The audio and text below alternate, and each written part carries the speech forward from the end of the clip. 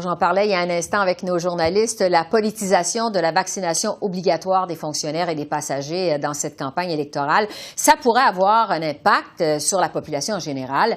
On le sait, on est en pleine 4e vague de la COVID et les autorités de la santé font des pieds et des mains pour encourager les Canadiens à se faire vacciner. Je retrouve donc là-dessus Roxane Borges da Silva, qui est spécialiste en santé publique et professeure à l'Université de Montréal. Bonsoir, professeur da Silva. Bonsoir, Mme Bégin. Bon, vous l'avez vu comme nous tous, là, la vaccination obligatoire des fonctionnaires, des passagers, ça prend beaucoup de place jusqu'à maintenant dans la campagne.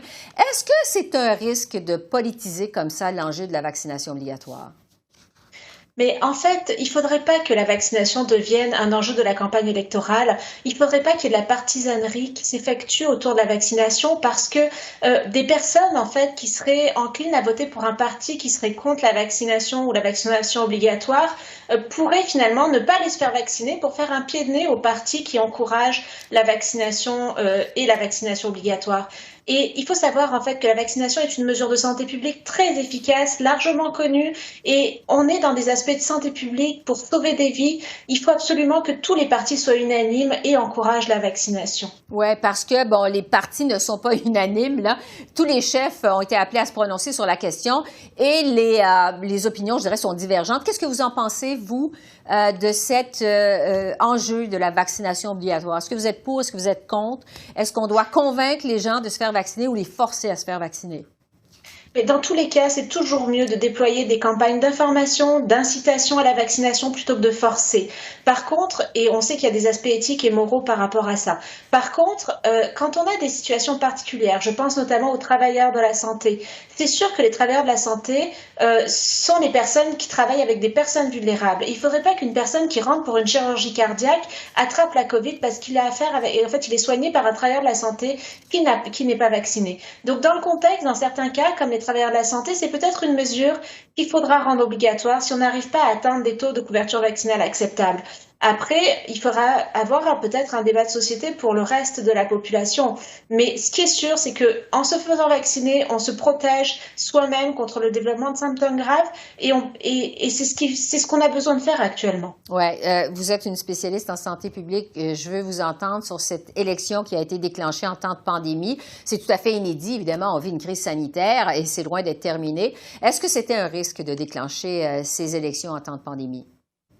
Mais forcément, une campagne électorale dit augmenter ses contacts sociaux puisque certains chefs vont se balader à travers toutes les provinces et maximiser leurs contacts sociaux.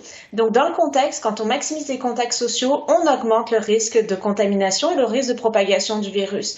Donc c'est sûr que c'est pas un moment idéal, on peut pas serrer des mains, on peut pas faire des accolades et donc il faut aussi s'adapter à toutes les mesures sanitaires selon les provinces qui sont bien différentes, particulièrement pour les chefs qui déplacent d'une province à une autre.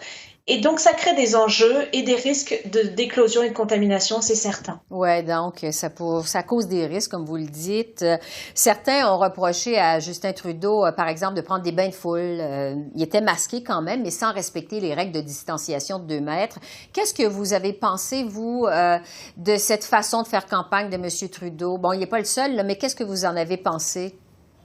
Mais à titre d'experte en santé publique, je trouve que cette situation de bain de foule est très risquée. J'ai vu les images.